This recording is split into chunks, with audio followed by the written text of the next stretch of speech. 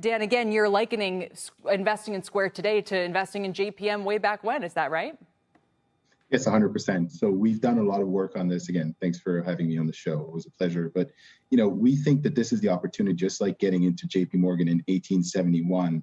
And the reason for that is because, kind of touching on what Kate just said now, you're getting Square becoming more and more of a bank, basically saying, you've had Jack Dorsey say in meetings, we don't need banks anymore. And this is kind of the quintessential example of how Square is getting into banks, both on the kind of commercial side, on the B2B side, and then later down the road, which they're not ruling out, on the Cash App side, which is where we've done the bulk of our research.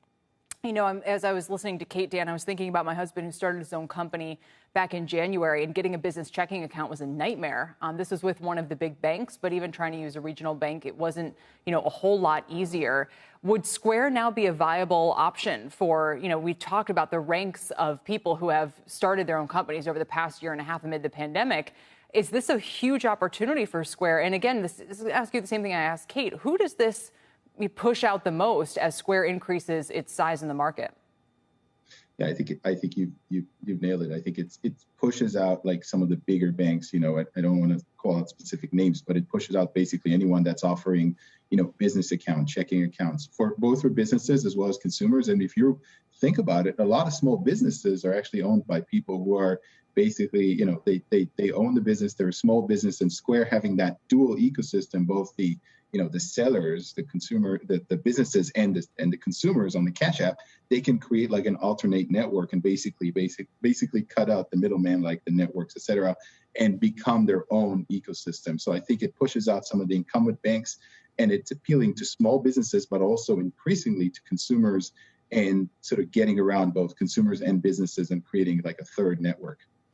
I see the appeal to consumers, but I also see some remaining hesitance among consumers to do all their banking on their phone or on their iPads. What do these players, these FinTech players like Square, have to do to convince businesses or individuals that using their service is safe, it is effective? We're talking about the vaccine, as I say, safe and effective. What do they have to do to get those late converts to believe that their money is safe and that they won't wake up some morning and log in and see zeros? Yeah, that's a great question, Tyler. Look, it's obviously you need to have the sense that a lot of this thing, that it has to be FDIC insured, et cetera. But I also think that just over time, you will get more and more adoption. So the first, you get the early adopters. It's like with any other technology, you get the early adopters and they swear by it and they talk to their friends. Mm-hmm. And then word to mouth, it kind of goes word to mouth, and then you're getting more and more people on the ecosystem.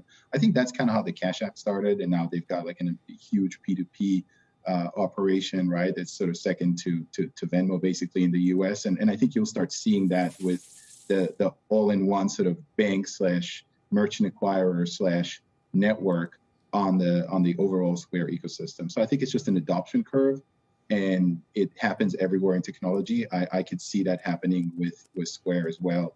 Yeah. Over time. Shepard Smith here. Thanks for watching CNBC on YouTube.